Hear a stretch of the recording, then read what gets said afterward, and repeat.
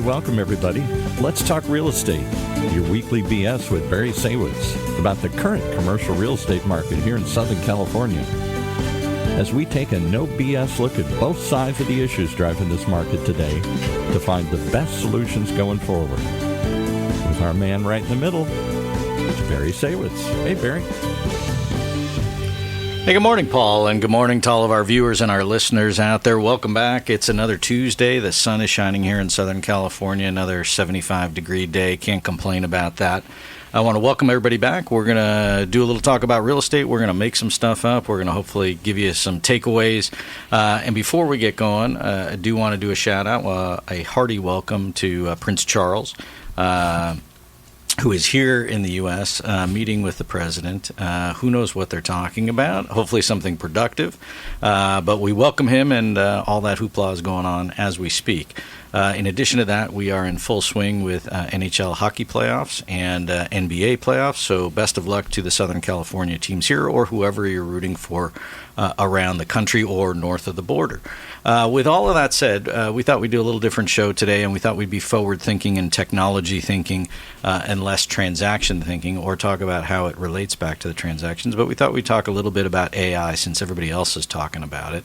And so it is something that's prevalent in our business. It's something that we are constantly, over the past several months here, trying to get our arms around and trying to understand how it'll integrate in with not only the business and the operations, but also on the transaction side of real estate. So we thought we'd talk about how AI, we think, will affect the real estate transaction side and real estate companies going forward. Is that not correct, Paul? Did I get that memorized properly? You got it. I'm telling you, when they say the word AI, it's like the old Charles Schwab commercial. You know, Charles Schwab's talking, and everybody would stop and hold up their hand to listen.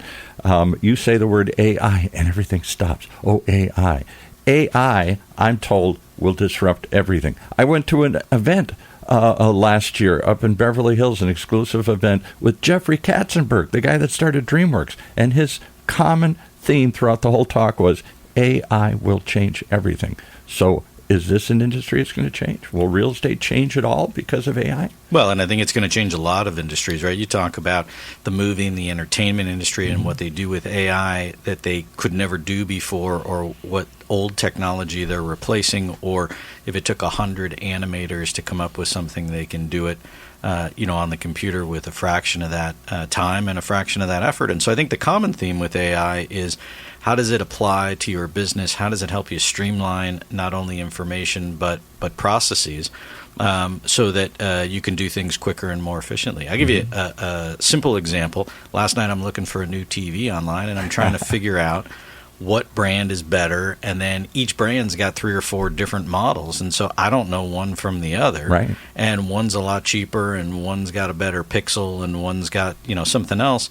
And so all I did was just type in, which one's better, and then it gave me all the pluses and minuses and the pros and cons. So that simple thing eliminated not only the time for me to go research a whole bunch of different things, but also the need for me to go into the store and talk to the tech at Best Buy or wherever I was going to go.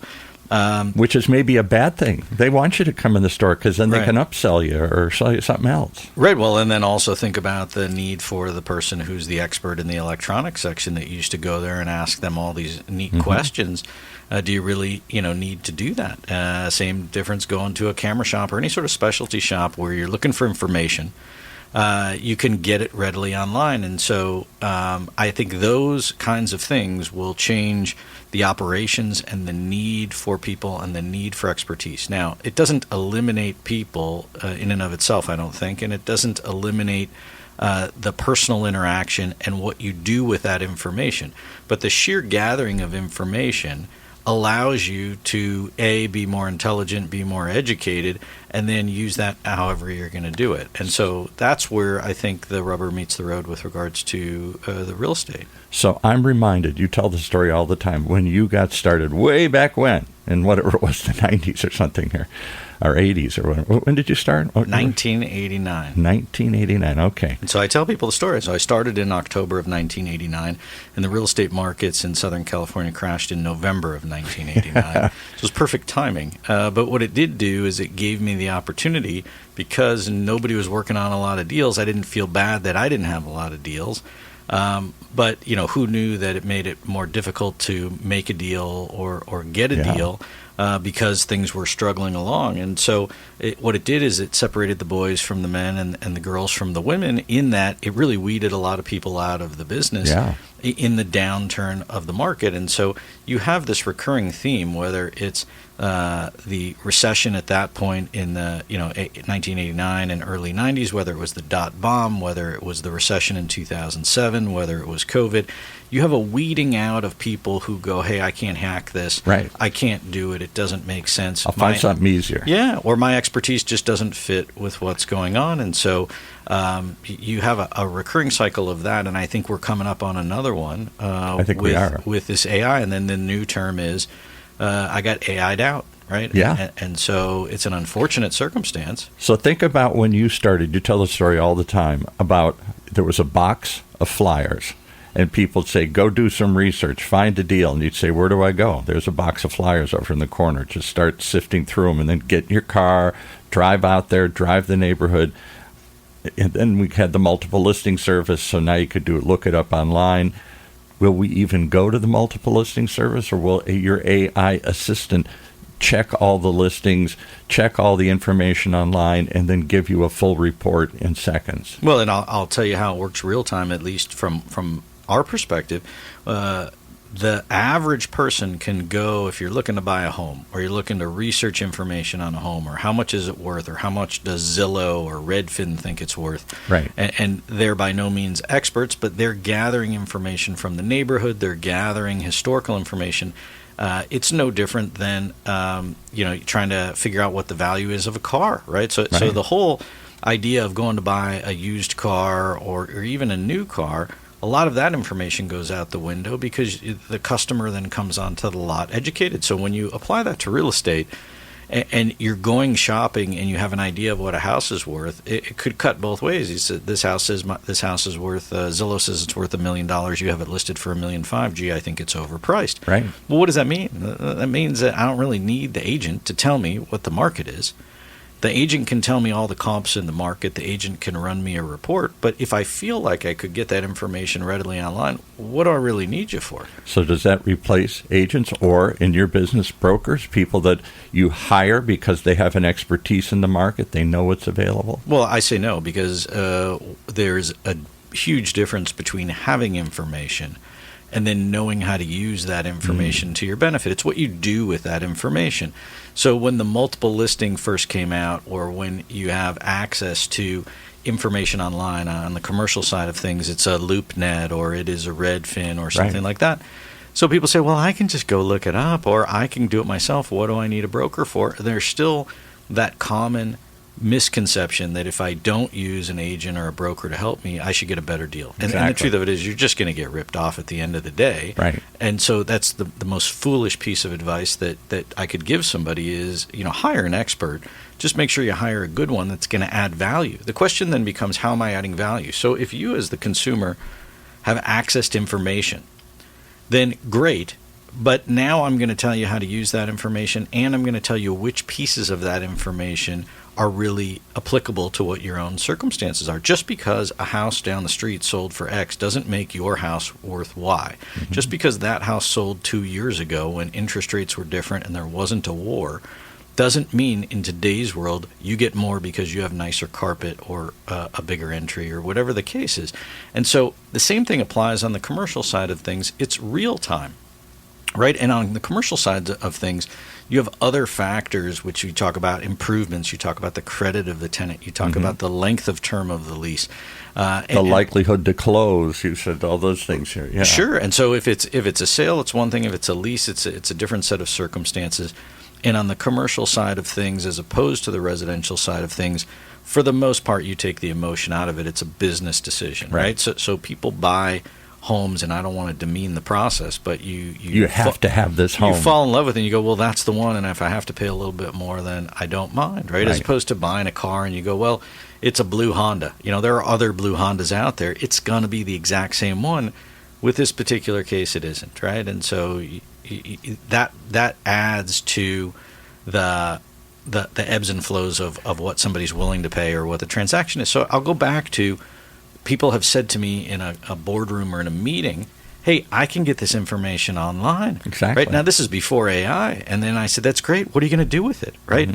And so no different than I would not hire an attorney to go to court for – I would not go to court on my own. I would hire an attorney to represent me. I would not prepare my taxes on my own. I would hire a CPA. There are specific consultants and specialties that you have to have, right? I mean, I could go AI and see what's causing my cough, right? But that doesn't replace my doctor. What it might do is make me stupid enough to think I know what I'm doing, and I'll cure myself. Or I will act based on the information that I got from AI and not from an expert. Now cuts the other way, which is the expert told me one thing and the computer's telling me a different thing. Who do I believe? Right. That's the key. And I think what strikes me is that you guys don't just – in the old days, you gathered information. I didn't know where the deals were, and you have relationships, so maybe you find something that's off market or you dealt with this guy before and all that stuff. Now, some of that will be taken over by – first it was the computerized, multiple listing service, and now it's AI is going to generate that. But it still has to negotiate. Yes. So that's where I say it takes you to a point.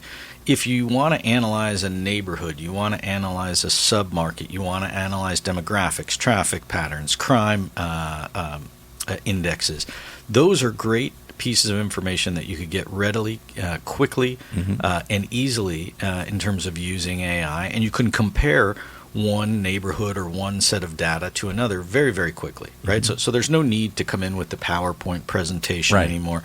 There's no need to come in and say, hey, our research department did all of this, because you could do it, but I could also do it pretty easy. It doesn't have that much value, right? The value, I believe, going forward, even more so with AI, is what are you going to do with that information, and how is your expert going to add value to the transaction or the process? But how does it affect the people starting? I saw Sir Neil Ferguson the other day talking about AI. This famous British historians all over, and he was on with George Will, and they were saying, is AI going to disrupt everything? He said, I'm not sure, but it will disrupt the entry-level market. So the Barrys of the world, the new Barrys who are starting off, who they sent out into the field or to go research something, I don't need Barry doing that. I don't need my young interns doing that anymore. What will those entry-level jobs be if AI is doing that heavy lifting, that research, that data collection? Yeah, I still think you're in part taking that data and you're packaging it into something that you can utilize, again, to add value in the process. But I also think that young people getting out of college looking for a first job, those that are more tech savvy, those that are more akin to using AI to create something for benefit, then they're going to have a much better shot at getting a job, keeping a job, excelling at their job. I think so, than somebody who just can't. And so I also think that puts pressure on the older workforce. Yeah. Who really doesn't have that capacity, who's just relinquished themselves, or to has they're stuck in the way they've always done it. It's always worked for me, right? And so I'll call it, we call it my office because it's me, old school, right? and so I am old school, and I do things, and people look at me and go, "Why do you do that?" Right? Why do you still get in your car and drive around? Well, you still get in your car and drive around because you want to see what's going on. I mean, in Southern California, you could drive around. There'll be a new town, if you weren't there in a few months. Which is the case in many instances, or a new intersection or a new street light or a new development. You don't get that in other parts of the country as much, but it's the information. What are you going to do with it? How are you going to add value? That's why you should hire me. That's why you should use me. And so I'll apply it to the younger person who's getting out of school. Why hire me versus someone else? And the answer is, I'm tech savvy. And not that I'm tech savvy that I know how to go on the internet and type up Google. I'm tech savvy that I'm familiar with AI, I'm familiar with software, I'm familiar with how to manipulate it, and I'm familiar with how to take the data that I get and then package it up. And that doesn't make you an expert in your field. What it does is it adds value, right? And so if I, as the boss, am old school, I would like somebody who is new school, who can help up the game and provide some of that expertise in the background. But then you still need to take that information and you have to apply it to the person who's the technician, right? Yeah. So in a real estate transaction on the brokerage side, whether it's residential, whether it's commercial, you need the business savvy of negotiating, and then you need the business savvy of the expertise of experiencing various different types of negotiations or transactions or situations. And maybe there's some creativity involved. Talk about your son is just graduating. Did he graduate or is he going to graduate? He's graduating in 2 weeks, but they told him... from USC Film School. Yeah, but they told him at school, if you're not able to utilize AI in what you're doing on a daily basis, you're done. Right, I mean, it was basically you have to be able to do it, and that a lot of the positions that you would go to school for will potentially be either eliminated or consolidated as a result of AI. So you need to be able to also pick a profession and pick a specialty where you don't run the risk of getting AI out. Right? And so we interviewed for a property management position, and we got it down to 3 finalists. And I asked all 3 finalists, how come you're here? Why are you looking for another job? And 2 of them said to me, I got AI'd out. Right? And I said, how did that happen? They said, look, I work for an apartment complex, and they decided that, the person fielding all of the calls for all of the leads, they were just going to send it to a AI recording. Mm-hmm. And then the person who handled all the maintenance complaints and the customer service complaints, they were going to have it go to AI. And a robot will take the answer and take action. Yes, right? and so you also don't run the risk in those scenarios of somebody chewing your ear off for 30 minutes, good or bad, right? Or asking 100 questions or taking up part of your day. Or missing the call or not. Or getting blamed for bad information, right? So in these instances, the call is recorded. In these instances, the information is what it is. And in these instances, somebody's not yelling or berating or killing half a day of your staff. Because the AI can actually talk with a customer. The AI converse with them. The AI can listen to them and take action that you've taught it and trained it how to do. You can teach it to do all these elementary skills that you used to rely on people doing. So there's an instance where AI may affect your industry, where some of that legwork of taking inquiries or taking customer complaints may get turned over to a bot. Yeah, well, and I think you have to break it down. You have the operations side of real estate, and you have the transactional side of real estate, right? So on the operations side, I definitely think that there's efficiencies in process. There's the ability to consolidate. There's the ability to get better, quicker, more information, less expensively. And that may cause people to, lack of a better term, get AI'd out. Right. It will also cause business owners to reevaluate what people are doing during the day. Right, and then how they're doing it. So if somebody says, hey, I have to go research this, I'd be like, well, why don't you just go ask AI? Right? Yeah. I mean, I used to always say, hey, I'm calling my friend Google. Now it's just going to be, I'm calling my friend AI, who's my new best friend. Right. And so why did it take you half a day to go figure something out that would take someone else, 4 minutes? Yeah, exactly. And so then it gets back to how efficient are you? And if you're not able to do it and you ultimately go back in the workforce, I feel like it really becomes a challenge. Yeah. And so for those people who are not akin to it, I think it makes it even more difficult going forward. When computers came out, which wasn't that long ago, right? Everybody was lifetime. like, people are trying to figure out how to type, and they're hunting and packing, and people are trying to figure out, what does it mean to send something to the printer, and all of those things. And how to make a spreadsheet. And, even your grandmother, could figure it out ultimately, right? Even with a cell phone, ultimately you figure it out because it becomes mainstream. I feel like going forward, the use of AI and the use of information will just become mainstream. And then we're back to apply it to your daily life. Right. And so I would just say, I'm not getting AI'd out. And whether it's me or whether it's anybody else out there, you should say to yourself, I'm not getting AI'd out.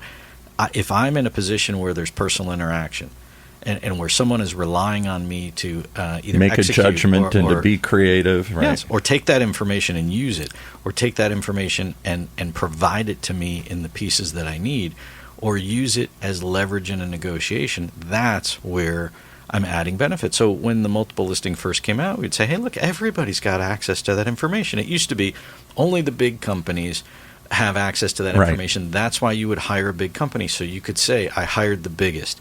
Biggest doesn't mean best, because you didn't get the whole company. If there's 1,000 people who work for a big company and there's 10 people who work for a small company, it doesn't make the big company better. I mean, Right. if that's what you want, I used to tell people, hey, look, you want to hire the biggest company? I'm not it. Right. Just go hire the biggest company, and you know who it is, right? Right. Just go look it up, or That makes they you already feel told comfortable. Yeah. if that's what you want, I'm out of here. Right? Don't Right. waste your time or mine. If you want to save some money, sit back down, and then let me show you how I'm going to save you some money. And then you go ask that biggest company how they're going to save you money, and then you decide. If you had your pen in your hand and you care about how much you write that check for, whether it's on a monthly basis for your lease, whether it's to buy the building. And who doesn't? You say that like, oh, no, I don't care. And whether it's a sales pitch or it's the truth, it's both, right? And so what it is, look, you want money left over to go play golf. You want money left over to go have dinner. You want money left over to send your kid to college. You hire me. Right. You want the biggest company out there. You go hire that guy. And feel good that you've got the wood-paneled offices and all that stuff. So here's the question I always ask as we come to the close here. We were downstairs. We're at UCI's Applied Innovation Center. This whole building is filled with AI, and this debate goes on all the time in this building. Every event I go to is an AI-driven thing. And the question I always ask is, let's say creative. Let's say the creative arts, like your son's giving in. Will the next Da Vinci be a robot? Will the next Spielberg be a robot? Will the next Beethoven be a robot? Or, in other words, will it replace all creative people? Or will it be a tool that those creative people use to get better? Yeah, it's going to be an enhancer, right? I say. And whether it's the entertainment industry, whether it's customer service in any industry, and whether it's in the real estate industry, it's going to be an enhancer. It's going to be an access to information. It's going to make your job and your life quicker and easier. You got to figure out how to embrace it and apply it to what you're doing. And then if you are in sales, then you have to figure out how to apply that to whatever your pitch or your presentation is. Now, you also can look at it from the perspective of prospecting, of dialing, of emailing, of marketing campaign, of people who come to your website and want to get information. How do you track that? How do you use it? How do you call them back? Right? I mean, no different than you're on your phone and you're Googling around and you look up, I don't know, golf shoes, right? And then the next thing you know, a week later, you go turn on the computer and there's 5 things of golf shoes. People are going to track your tendencies. Right. So you also need to understand that one as well. But when it gets back to the real estate transactional side of things, still needs a human. There's no replacing negotiating. If you believe that you can take that information and negotiate on your own, then go do it. And then I say you should go to the parking lot and buy your own car with whatever information you found. And then, God bless you, wherever you end up with. Build your own house, do your own taxes, grow your own food, whatever it is that you think you can do. Theoretically, the AI can tell you how to do all those things. It may not tell you how to do it well, and it may not tell you. It'll give you 3 choices, and it won't decide which one's the best. Yeah, but look, at the end of the day, AI is not going to make you a good negotiator. At the end of the day, AI is not going to give you a personality. And at the end of the day, AI is not going to give you the job that you interviewed for. You will get that job. It's what you say and what you do. But if you can use the AI to help incorporate what you say, you will sound better, and it will give you a better shot in life. So, in the short run, do you think it will help smaller companies take on the bigger companies because they'll be more nimble and adapt to this, or will the reverse? The bigger companies can invest in this technology, and it'll give them at least a selling point. Hey, we've got all this technology here. Yeah, and I think you're still going to see a bigger company say, hey, the transactional guy, he's not the techie guy. We got to still hire a techie guy to be able to use all of that stuff. And so you'll see a place for that within both sizes of companies in terms of how you incorporate it into your daily business. But the other thing is, as a small business owner, whatever industry that you're in, you got to look at it and go, okay, how's this going to save me money? How's this going to save me time? And keep me competitive if others are doing it. Yeah. Yeah, and so I think we're really at the beginning stages of how this evolves. Everybody is now, as you say, talking about it. And everybody is jumping on the bandwagon, saying, I can be your consultant and I can be the person that takes you to the next level. I think as a business owner, you've got to look at what is it that I'm trying to accomplish. And it's a phase thing. You're not jumping from A to Z in one step. And then it's going to be like the internet. I mean, next month something else is going to come out. I'll give you an interesting take as we wrap this up here. I was downstairs at it was Innovation Week here in Orange County, so the whole building was filled up with all these organizations, Octane and Tech Coast Venture Network, and all these places that are trying to find the next big thing here. And at the end, they had a pitch fest. They had a Shark Tank kind of event where everybody stood up and pitched their various ideas. And this year, they only wanted ones that had to do with AI. So 50 companies stood up, and they all had to have an AI angle to their new business pitch. Investors didn't want to hear anything if it didn't have the letters AI in it. I thought that was fascinating. Yeah. So there's no more sell me this pen. Yeah. Right? Yeah. Exactly. It's sell me this pen with some AI attached. Yeah. Tell me the pen and tell me how I can use AI to make this pen better. It's fascinating. AI is everywhere. I suspect we're going to be figuring this out for some time to come here. Thanks for giving us your insight today on AI in real estate. Yeah, and thanks for everybody else for tuning in, and we'll see you back here next week on more Let's Talk Real Estate.